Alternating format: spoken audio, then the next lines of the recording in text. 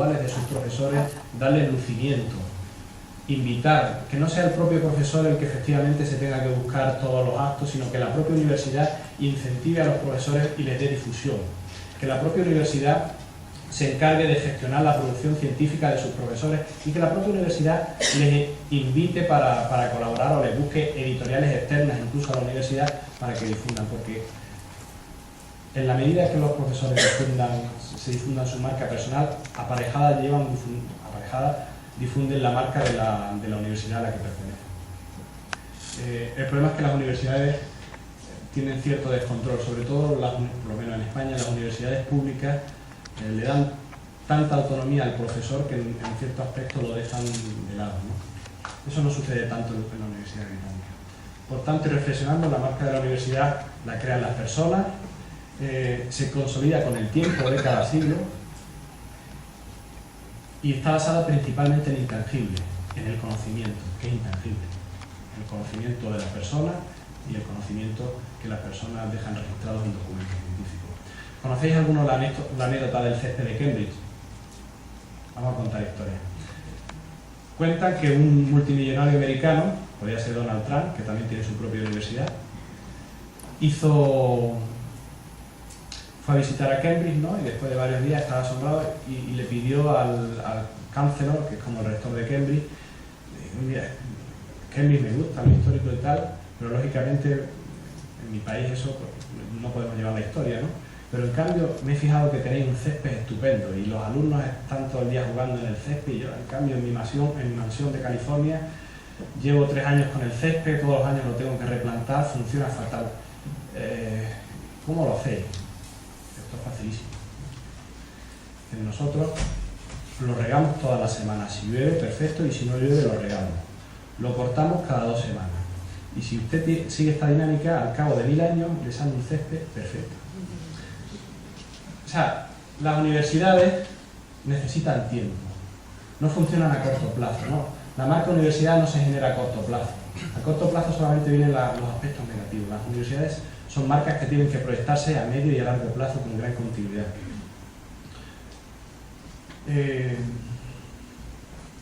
Vamos a hablar del nombre. El nombre es un aspecto fundamental en la marca, en el branding. De hecho se le llama el naming. Dicen los latinos que nomen es omen, el nombre es el presagio. Nosotros tenemos en España un político que se llama Pablo Iglesias, quizás alguno lo conozcáis, pero lo que a lo mejor no conocéis es que Pablo Iglesias fue el fundador del Partido Socialista en España, es un personaje histórico del siglo XIX. Y el Pablo Iglesias actual que tenemos le pusieron el nombre por este, ¿no? Es decir, que el nombre configura.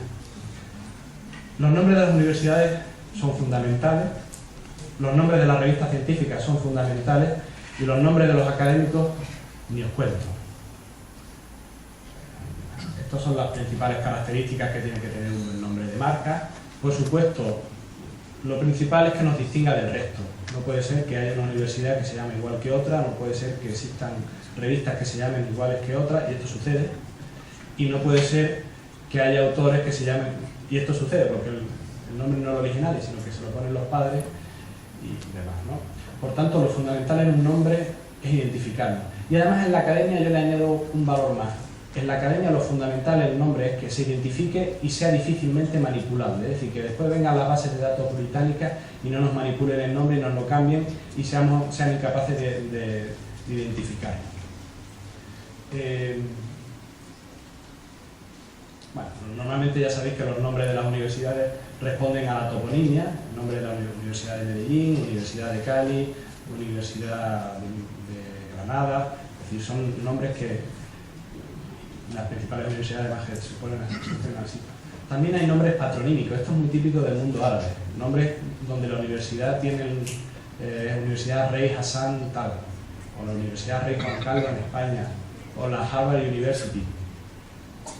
Nombres simbólicos o con componentes simbólicos. La Universidad Complutense de Madrid se llama Complutense porque se supone que es la heredera de la Complutum University, que era la Universidad de Alcalá de Henares, que la cerraron, después volvió a abrir.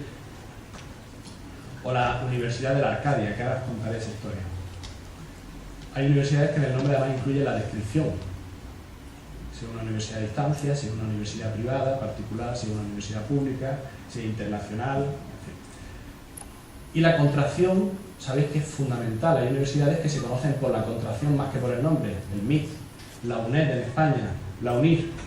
La contracción además también tiene problemas. Por ejemplo, la Universidad de Santiago de Compostela se confunde mucho con la Universidad de Santiago de Chile, con la Universidad de Santiago de Cuba y con la Universidad de Santiago de Cali, porque tienen la misma contracción.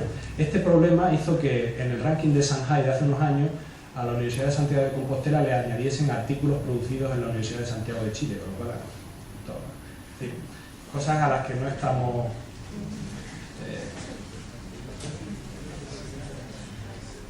Había una universidad, bueno, había un college en Estados Unidos que se llamaba el Beaver College. ¿Alguien sabe lo que significa Beaver? Beaver significa castor, pero Beaver también era el apellido de la persona que fundó el colegio, ¿no? El colegio universitario. Entonces se dieron cuenta en el año 1999, haciendo una encuesta a su targa, es decir, a los jóvenes que había por la zona, que había mucha gente que no se matriculaba en esa universidad por el nombre, porque había muchas burlas. Beaver College, la Universidad de los Castores, en fin. Y aparte no era una universidad realmente, era un college. Para ser universidad tienes que tener en Estados Unidos, me parece que dos programas de doctorado. ¿Qué hicieron? Cambiaron el nombre radicalmente. ¿Y qué nombre le pusieron? Arcadia University. Sabéis que la Arcadia es una zona de Grecia, pero también es un sitio mitológico. O sea, también hay una universidad del Olimpo. O sea, y le dieron un giro radical. Porque claro, no es lo mismo tener un título que ponga Beaver College, Colegio de los Castores, a que ponga Universidad de la Arcadia. Bueno, con la revista sucede algo parecido. Esto quería poner un ejemplo. En las revistas tenemos un gran problema, es que los nombres se repitan, además, se repiten. Esto tiene que ver sobre todo con la falta de visión en muchos casos del conjunto de los editores cuando general, ¿no? Sabéis que en un primer lugar las revistas tenían grandes nombres genéricos, revista de educación, revista de psicología, revista de sociología.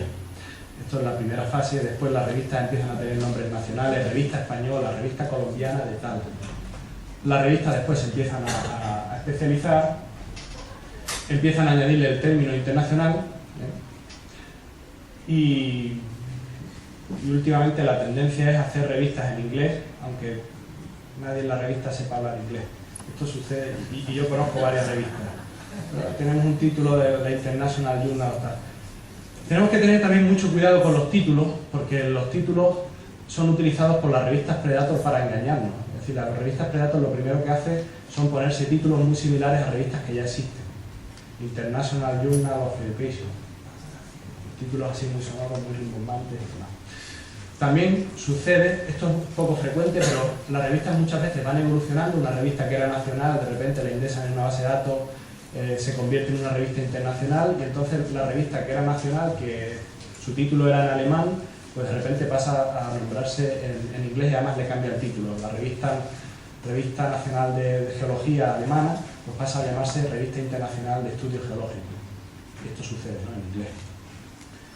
Es decir, los nombres de las revistas evolucionan externamente y también incluso internamente dentro de la revista los nombres evolucionan. Pero ojo, cuando una revista cambia de nombre tiene un problema fundamental, y es que tiene que volver a relanzar la marca.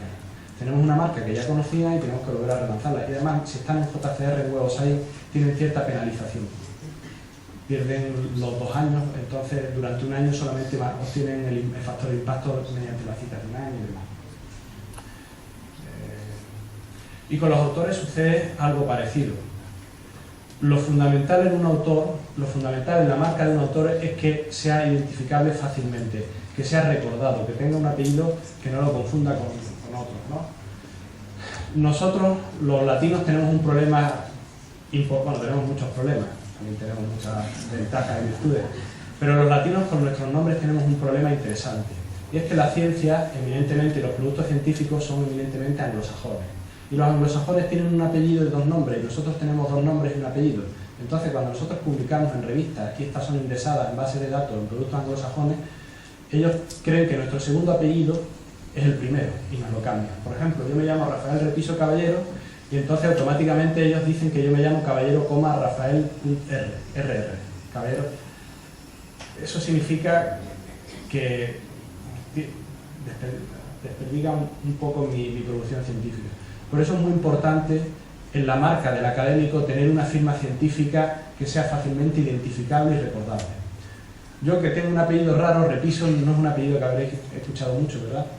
Como tengo un apellido raro, lo que he hecho ha sido quitarme el segundo. Mi madre, cada vez que me ve, me lo recuerda. Entonces, mis artículos los firmo como Rafael Repiso, y entonces ahí no hay margen de error. Ellos reconocen que Rafael es el nombre y Repiso es el apellido. Otra opción hubiese sido unírmelo con guión. Rafael, espacio, Repiso, Caballero. Pero como Repiso ya era un apellido fácil, y al meter Repiso, Caballero, al incluir, hubiese sido mucho más difícil de recordar, pues me quedé con Rafael Repiso, ¿no? Creo que es una buena opción. Pero claro, el problema es que muchas veces tenemos apellidos muy comunes.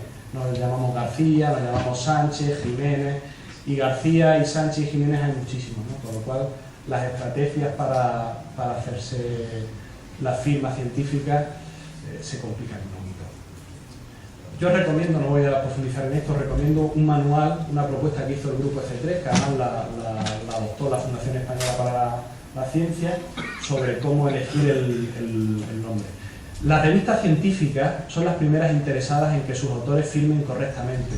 Hay muchas revistas, yo conozco bastantes revistas que tienen en las recomendaciones a los autores un pequeño manual para ayudarles a elegir el nombre, ¿no? Y esto está especialmente bien para aquellos autores que están empezando, ¿no?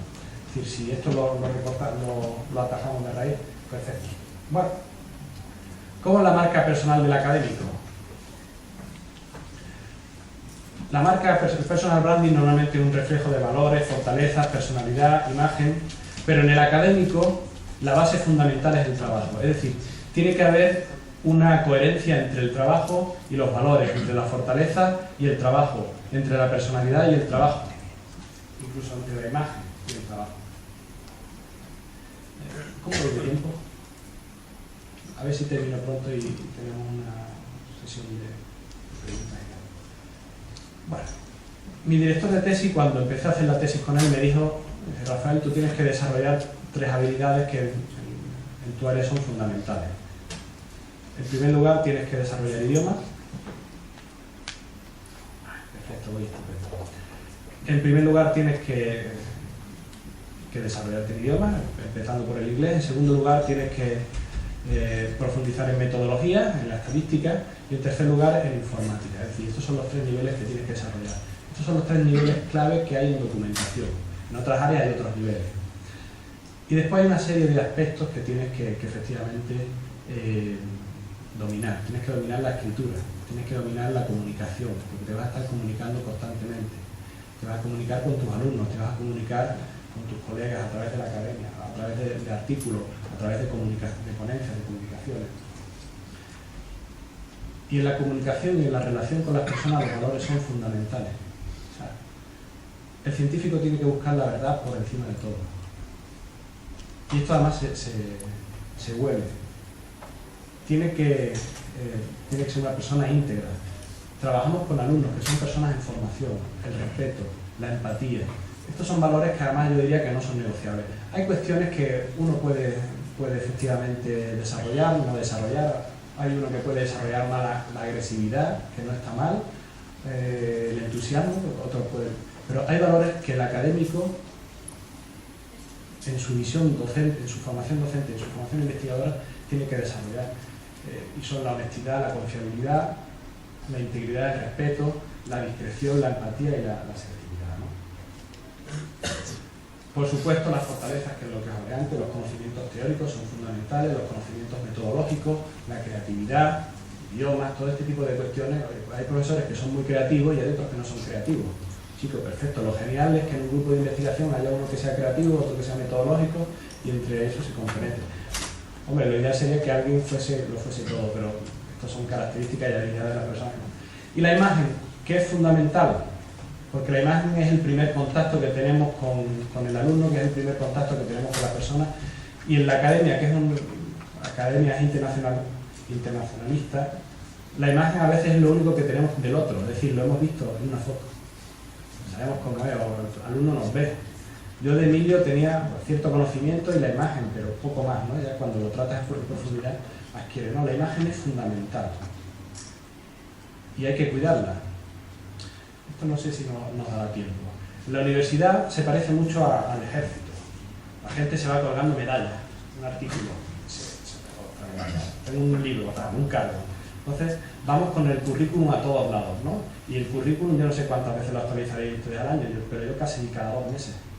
O sea, es una cosa, cada vez que una nueva comunicación, un nuevo artículo, y además que constantemente me están pidiendo, mándanos el currículum actualizado, me faltan cosas que meter, constantemente lo estamos actualizando. La academia se parece mucho al ejército, porque es un sistema piramidal, es decir, que hay un rector, 4 decanos, no sé cuántos vicedecanos, unos cuantos profesores, muchos becarios y alumnos infinitos, es decir, un sistema piramidal.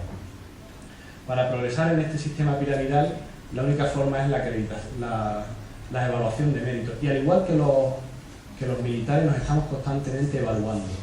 Pero nos estamos constantemente evaluando ya no solamente para progresar, para publicar un artículo nos evalúan, para solicitar un proyecto nos evalúan. Las propias plazas en la universidad nos evalúan, es decir, estamos constantemente en evaluación constante. Y esa evaluación se basa en los méritos que tenemos, es decir, qué hemos hecho y la calidad de estas acciones. Cuáles son nuestros artículos científicos, en qué revistas hemos publicado, qué impacto han tenido estos artículos científicos, cuál ha sido nuestra docencia, en fin, un sistema totalmente meritocrático. Y por eso vamos siempre con las medallas. He puesto esta foto porque los generales rusos y los generales, bueno, yo diría que los generales comunistas son especialmente exagerados con las medallas, los de Corea del Norte, los de Venezuela, una cosa. Pero estos procesos de evaluación sabemos que no son objetivos del todo y tienen un alto grado de subjetividad y la marca está ahí.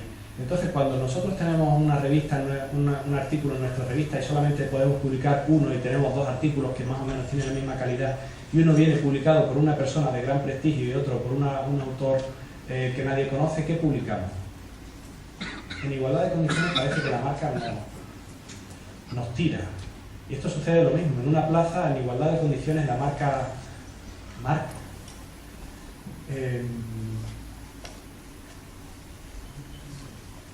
Bueno, ya finalmente vamos a hablar de la estrategia de marca personal. Lo primero es la planificación para después, posteriormente, pasar a la acción, ¿no? Es decir, primero es el ser y después la acción.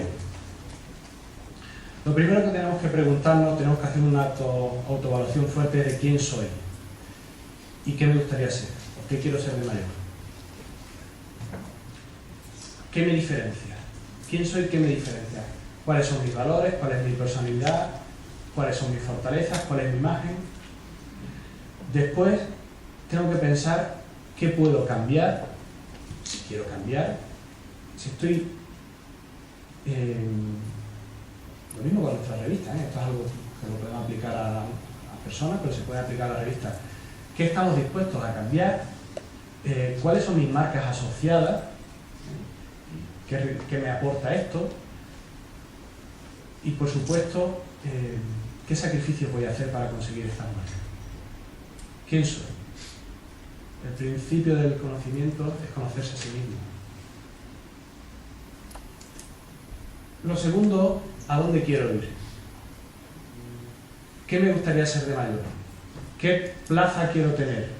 ¿Dónde quiero situar a mi revista? Y para saber dónde quiero situar a mi revista, para saber qué quiero ser de mayor, tengo que fijarme, quiero estar donde está este señor. Entonces tengo que ver lo que hace este señor. Quiero estar donde está esta revista. Entonces tengo que ver lo que hace esta revista. La creatividad es muy importante, pero lo cierto es que la mayor parte de los procesos son de copiar, o sea, de adaptarse, de adaptación. Entonces tenemos que adaptarnos a lo que nos piden y copiar los casos de éxito.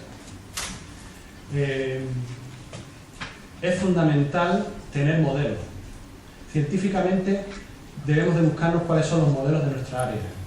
En las revistas tenemos que pensar cuáles son las revistas que son modelos en nuestra área y cuáles son sus características y qué nos diferencian de nosotros.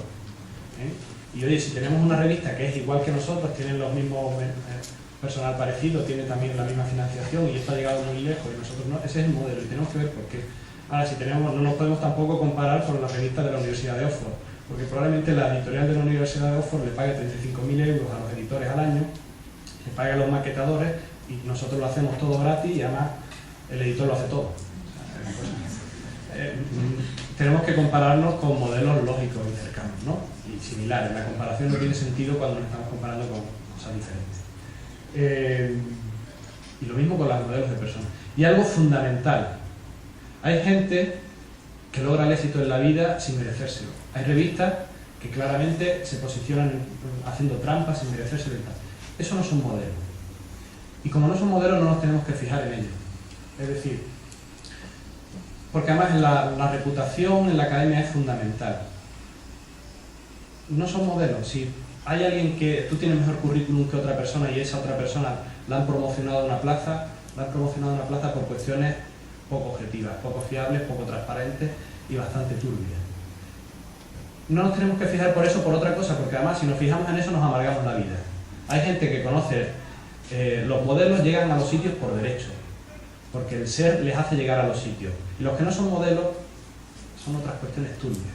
Además, ese tipo de personas son pasajeras. Al final, esas personas, esas revistas, se dan cuenta, las acaban expulsando de los sitios, ¿no? Y por supuesto es que no tenemos que perder el tiempo con este tipo de historias. Fundamental, acotar el mercado. ¿Cuál es mi mercado? ¿Cuál es mi target? ¿Quién me lee a mí? Lo primero que tenemos que ver es cuál es mi audiencia y tratar de comunicarnos con mi audiencia. Si yo soy un investigador en tal área, tengo que efectivamente identificar quiénes son los autores que están interesados en este área. Y tengo que identificar también cuál va a ser mi línea de investigación. Hay líneas de investigación que están desarrolladas, otras que son líneas de investigación clásicas, otras que se están agotando o que están decayendo. Tengo que ver qué requisitos hay en el área, porque a lo mejor hay una línea de investigación que necesita tiene un fuerte componente matemático y yo no lo cumplo, ni estoy dispuesto a formarme en eso, ¿no? Porque así que esa área no la tengo que coger, ¿no? ¿Quiénes son las personalidades en el área? ¿Quiénes son los mejores autores en el área? ¿Quiénes son los gatekeepers del área? Es decir, ¿quiénes son los editores de revistas en el área? Los editores importantes. ¿Quiénes son las autoridades académicas? Bueno, pues a ese tipo de personas lo mínimo que tenemos que hacer es conocerlas y lo máximo que tenemos que hacer es entrar en contacto con ellas, porque además en el contacto entre las personas algo se pega. Y por supuesto, ¿quiénes son los posibles competidores? Cuando salga a una plaza, ¿con quién me voy a encontrar? Cuando alguien escribe un artículo sobre el tema que yo estoy investigando, ¿quiénes serán? Es decir, ¿con quién compito? La academia se compite, pero también se colabora. Es genial coger un competidor y convertirlo en un colaborador, porque se potencia la investigación, ¿no? Lo que sí es fundamental es que las personas en la academia, la marca universitaria, la marca del profesor, sea una marca altamente especializada en un área. O sea, esto de personas que saben todo de todo no funciona, o funciona mal, o le funciona bien a muy pocas personas. Es decir, el investigador tiene capacidad normalmente para incidir en un área, en un aspecto concreto, por lo menos al principio. Después, conforme vas avanzando, te vas abriendo, pero desde el área que conoces en gran profundidad, ¿no? Es decir, aprendiz de todo, maestro de nada. Y ahora llega el momento de evaluarnos. ¿Cómo estoy yo? ¿Cómo estoy en mi dimensión formativa? ¿Ya he estudiado todo lo que tenía que estudiar? ¿Hay algo que me quede? Pues a lo mejor me quedan los idiomas. Pero efectivamente ya tengo un máster en mi área en especialización, y creo que formativamente la universidad pues no me puede formar más que en idioma o en algún aspecto concreto. Perfecto. Lo primero es la formación.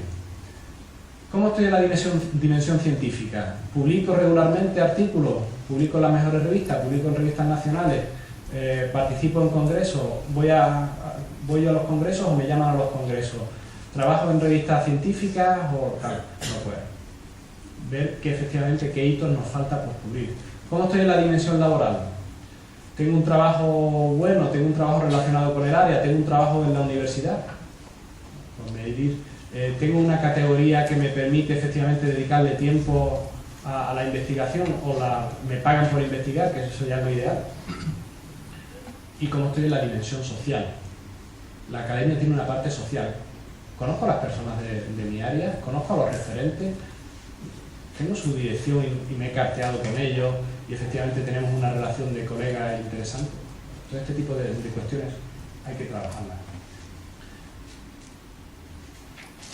Y ya pasamos a la segunda parte, al ponernos con las manos a la obra, al hacer. Antes hemos planificado, hemos hecho un análisis de nuestra situación y ahora pasamos a la acción, al producir, al comunicar la producción que hacemos y por supuesto a hacer después un análisis de...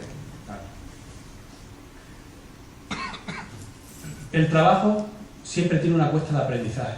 En esta cuesta de aprendizaje además normalmente vamos acompañados de nuestro director de tesis o de investigadores senior que nos acompañan, ¿no? Es muy importante, somos personas que estamos limitados. Los que tienen familia están más limitados, los que además tienen otro trabajo que no tiene que ver con la academia tienen más limitaciones y eso implica que cada vez tienen menos energía, ¿no? Es decir, como tenemos energías limitadas tenemos que saber muy bien qué es exactamente lo que nos piden en la academia para evaluarnos. En la Academia Española, por ejemplo, lo que más te piden para llegar a las plazas de la universidad es la investigación. Te piden investigación en un 60%, docencia en un 40% y después otro tipo de cuestiones como formación, gestión y tal. Entonces, si nos piden específicamente investigación, pues vamos a investigar y vamos a publicar. Y si nos dicen que publicamos en revistas ingresadas, pues vamos a centrarnos en esta revista. Es decir, tenemos que afilar muy bien el lápiz antes de ponernos a trabajar. Lo que no podemos es trabajar y que ese trabajo no nos dé rédito. Es preferible poco y bueno que mucho y malo. Lo malo hay que evitarlo, porque lo malo habla mal de nosotros. Es decir, es preferible que efectivamente hagamos poco, pero que hable bien de nosotros. No se puede ser deshonesto. En la academia, como te pillen con una falta, es un San Benito que es muy difícil de quitarlo, porque además el trabajo científico es público. Por lo tanto, tú mismo lo vas haciendo público. Un mal trabajo es una marca que cuesta mucho quitarse, mucho quitarse. Por eso también tenemos que tener mucho cuidado con aquellas personas con las que colaboramos y aquellas personas que automáticamente ponen nuestro nombre en sus trabajos. Eso no lo hagáis nunca. Nunca firméis, pongáis vuestro nombre, primero porque no es ético y eso después se sabe, y segundo porque el trabajo puede ser malo, puede ser bueno, pero puede ser malo. Y eso os perjudica muchísimo. Y además os pueden poner en vergüenza, un día pueden preguntar sobre el trabajo y no sepáis dónde meterlo. Vuelvo sobre lo ideal es que todas las dimensiones sobre las que estemos trabajando giren en un mismo tema, es decir, que si yo doy docencia, la investigación y el trabajo que tengo sea sobre lo mismo, es decir, que si yo doy docencia en biblioteconomía sea sobre revistas, que mi investigación sea sobre revistas y si tengo una empresa que evalúe revistas, porque si nos dispersamos, si doy docencia, yo doy docencia en criminología, si doy docencia en criminología y de repente trabajo en un restaurante y te dispersas tanto que efectivamente no acabas de concentrar. En la academia es muy importante la concentración, la coherencia y la continuidad. Esto lo diré después, pero la continuidad es fundamental.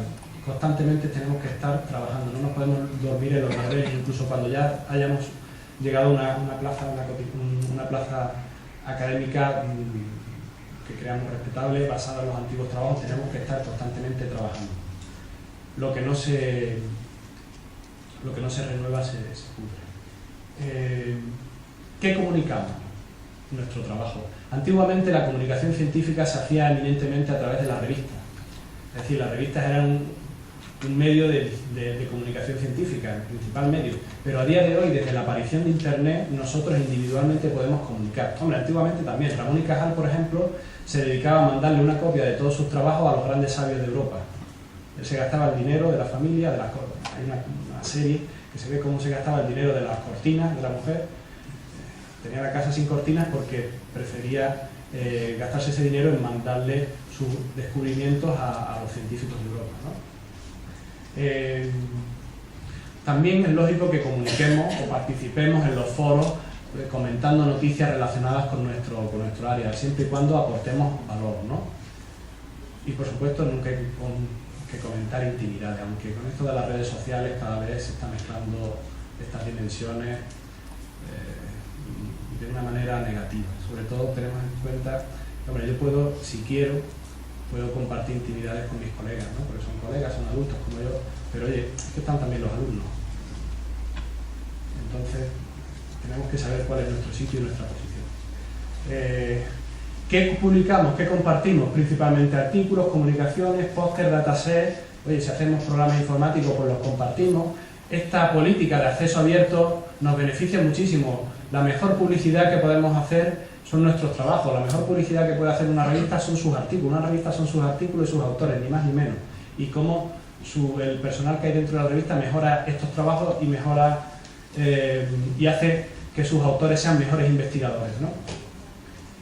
Presentaciones y demás. Es fundamental a día de hoy contar con una presencia en la web. Por una cosa, porque nosotros como científicos, como investigadores ya tenemos presencia en la web. Queramos o no queramos, la universidad nuestra tiene una página donde aparece nuestra foto y nos dice que somos profesores de tal departamento y damos tal asignatura.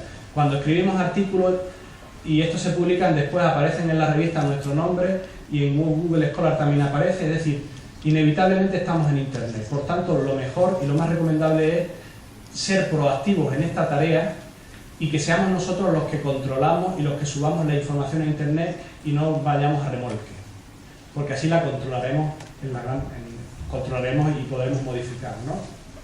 Yo recomiendo mucho tener una página web personal. Lo ideal sería una página web personal dentro de la página web del grupo de investigación, dentro de la página web de la universidad o incluso una página web personal propia.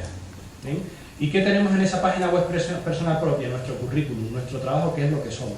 Es decir, todos nuestros artículos en acceso disponible para que cualquier persona que quiera se lo descargue, se lo lea y si le gusta pues nos cite en el futuro. Todas nuestras presentaciones, si tenemos material docente pues, y creemos que esto no nos perjudica y la universidad en la que estamos no nos lo permite, compartir el material docente siempre y cuando sea propio y original.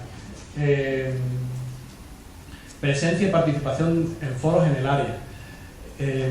Yo, por ejemplo, en mi página web personal, que está aquí, tengo una agenda. Es decir, la gente sabe que estoy ahora en Medellín, quien entre en mi página web, porque yo trabajo en una universidad a distancia y entonces mis alumnos están en muchos sitios, y como es a distancia, pues lo pongo en la agenda y si un alumno ve que voy a estar en su ciudad, pues quedamos, y es una cosa muy agradable. O si un colega ve que voy a estar en su ciudad, quedamos, lo cual es muy agradable. Aparte, después me sirve para ver el histórico de los sitios donde he estado a la hora de actualizar el currículum. Los perfiles en las redes sociales, fundamental el perfil de Google Scholar. Hay una presentación de Emilio Delgado muy interesante de cómo se hace el perfil de Google Scholar, si os la recomiendo. Fundamental o importante los perfiles de ResearchGate y de Academia.edu.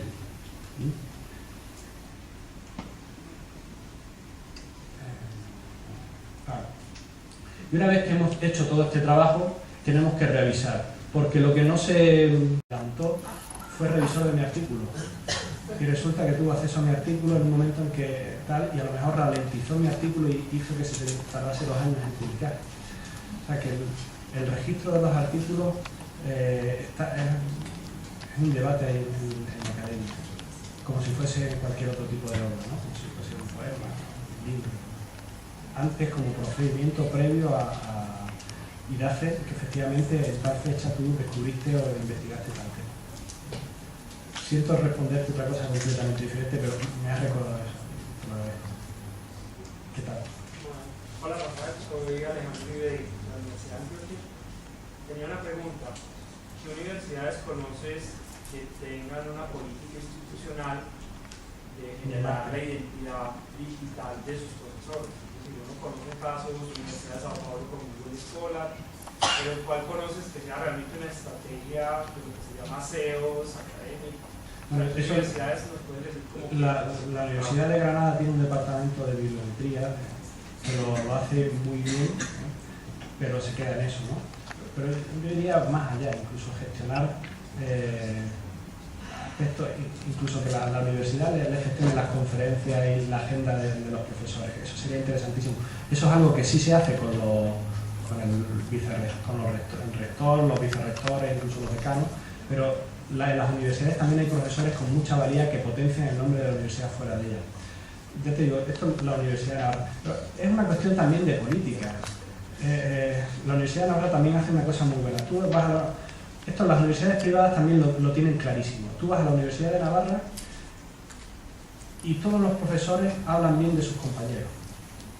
Esto que debería ser lo normal, no sucede siempre. Es decir, si tú le preguntas a un profesor, oye, en esta facultad hay un profesor que es excelente que te puede ayudar. Es decir, todos saben que la marca de sus colegas le beneficia a la marca común y la marca común les beneficia a ellos. Es decir, hay una idea tan clara de lo que es la marca, de que todos están remando en el mismo barco, en la misma dirección, que a lo mejor en la pública, por los grandes egos, por la pública en muchos casos son reinos de taifa, donde están los grupos peleados entre sí, no se ve, ¿no?, esa dimensión. Una política sin marco de una universidad. La universidad de... Mira, voy a poner un ejemplo. La Universidad de Granada hizo una cosa genial.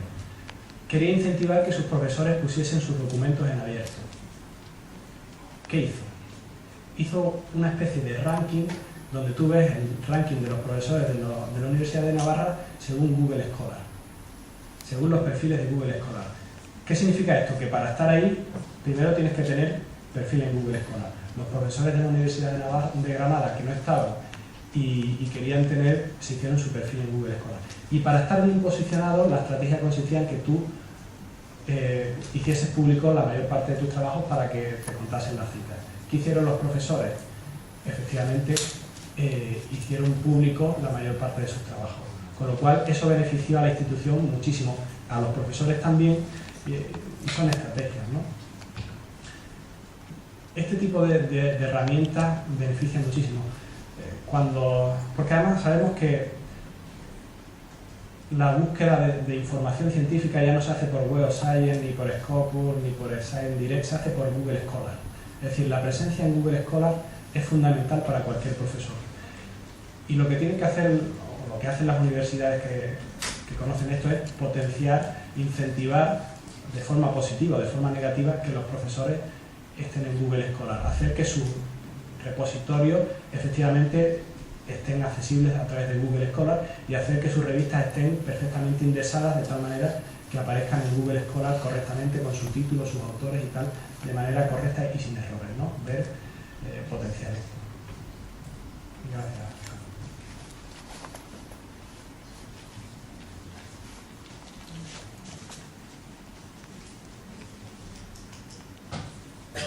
Buenos días. Buenos días, mi nombre es Carolina Suárez, vengo de la Universidad de Santo Tomás, Bogotá. Tengo una pregunta. Sé que ustedes hacen toda la medición de las citas de los autores, de los investigadores. Ahorita hablan de normalizar la manera como se citan. Y antes eso no figuraba, o sea, la gente no lo hacía. ¿Cómo se ve eso en las métricas? O sea, ¿cómo la normalización que se está haciendo ahorita no se ve afectada por lo que antes no se hacía? ¿O cómo lo están haciendo? Para hacer un análisis de las citas real, en bibliometría lo que se tiene que analizar es una base de datos que efectivamente registre este ítem. Entonces, tradicionalmente se ha utilizado para hacer análisis de citas Web of Science, porque registraba la cita a la perfección, ¿no? Con algún que otro error, tal, pero con errores mínimos. Después surgió Scopus. Y ahora, pero claro, tanto Web of Science como Scopus tienen un problema de cobertura fundamental que es especialmente importante en el mundo fuera del mundo anglosajón. Y ahora tenemos Google Scholar. Que Google Scholar tiene una cosa muy buena, que es muy exhaustivo, pero tiene un problema de normalización importante con las citas. Entonces, para hacer análisis de citas, se elige primero exactamente cuál es el producto sobre el que vas a analizar y según el producto, pues normalizas más o normalizas menos. Si utilizas Web of Science, prácticamente no normalizas, y si utilizas Google Scholar, sabes que te toca normalizar mucho. También depende del tipo de indicadores que vayamos a analizar. Por ejemplo, si vas a hacer el índice H, sabes que no tienes que normalizar con mucha precisión, porque el índice H tiene cierto margen, un grado 5 o un 10% de errores en las citas tampoco varía mucho el índice H, varía en unos 2 dígitos, ¿no? Como otro tipo de indicadores. Pero bueno, es un trabajo eminentemente de minería de datos. Mirar, localizar y normalizar. Sí, te lo pregunto porque, digamos, en la universidad muchos docentes se citaban con los dos apellidos, se citaban en la biblioteca, hasta ahorita lo están normalizando. Ah, ya, vale. Lo que tienes que hacer es cuando se hace eso, lo que se busca son todas las posibilidades que tiene el nombre. Es decir, a mí me ha tocado hacer muchos trabajos de buscar todas las posibilidades. Entonces buscas todas las posibilidades de que tiene el nombre. Y claro, lo identificas sobre todo por la universidad donde trabaja y por el área de investigación, ¿no? Entonces, por ejemplo, Rafael Repiso Caballero, pues buscas Rafael Repiso con guión Caballero, buscas Caballero como RR, lanzas la búsqueda y tal. Esto cualquier bibliotecario, bueno, cualquiera de nosotros sabría cuáles son todas las posibles variantes que pueden tomar los nombres en la base de datos internacional y la captura. Lo ideal sería que los profesores de la universidad sean capaces de subir esa información al repositorio, entonces tú solamente evalúas lo que el profesor te da. Es decir, si usted quiere que yo lo evalúe, yo no le voy a hacer la búsqueda en internet, tráigame usted su currículum normalizado y yo lo evalúo. Y dígame cuántas citas tiene y tráigame las citas que tiene. Eso al final es lo más cómodo, porque en lugar de que uno hace el trabajo de todos, todos hacen individualmente su trabajo y se lo dan a